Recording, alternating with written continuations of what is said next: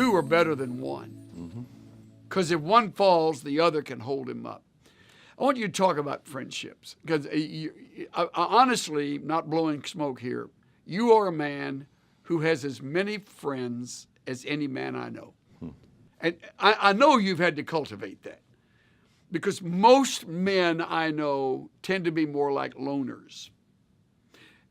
While you appreciate solitude and time to pray and think and be, with your wife and enjoy those moments of serenity, you're very engaged in the lives of friends. Yes. Talk about the value of friendships, because Solomon does not. He simply says it's valuable, but he didn't do it. Well, there are friendships, and there are real friendships. The real friendships go deep.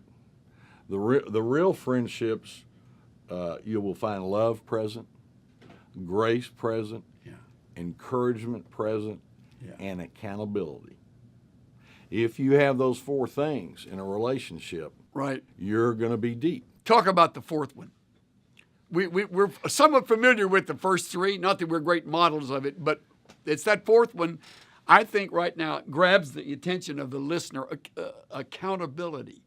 John, that's a brand new concept for many, many people, especially those that are very, very successful. Well, most of us don't want to be accountable. What does it mean to be accountable?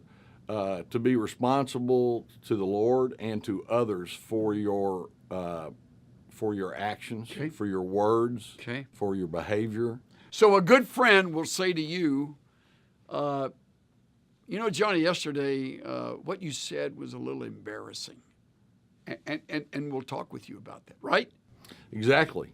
And that's where you have to be teachable. Yeah, you do. And you have to be humble. So there's a give and take part of this. Yes, but if you have a true friendship, yes, a real friendship, yep, that person is coming to you out of love. That's right. They may not say it exactly as you would like to hear it, right, but if you have that deep bond, right, you know they're coming to you out of love because they want the best for you. Yes. And they expect the best from you. Right. And when you have those kind of friendships, it's the horizontal. God wants us, talks about fellowship with other believers all through the Scripture. The relationships are invaluable in life, not just horizontal, but of course, relationship with God.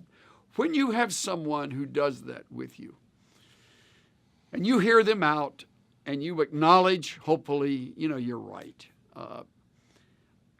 Do you come back later and kind of give a report, or do you, obviously the good friend doesn't shame you so that you're, pushed down and feel like you can never recover or ever be better?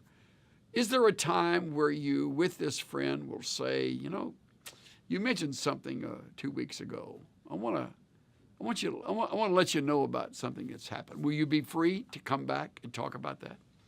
I think if it's a real friendship, then it's appropriate, and they need to be willing to listen to what you have to say. I think what you can't do in a friendship or in any relationship is become defensive. If you become defensive, you devalue the person's comments to you, right? And then it cheapens the friendship. Yeah. Or the relationship. It certainly strains it. Yeah. Well, our pride wants us to say, well, that's only partially true. What you said right here, but they try to rationalize. Right. But this is why I did it.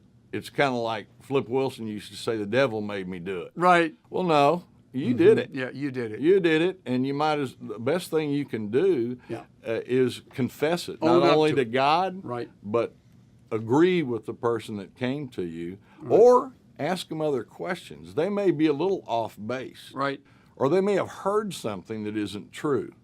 So it's okay to have that dialogue, sure, as long as you don't become defensive. Because if the person that comes to you feels like you're defensive, they're already going, well, he's not going to listen to me. Yeah. And a good friend will tell you that. Yeah. Yeah, they'll let you know.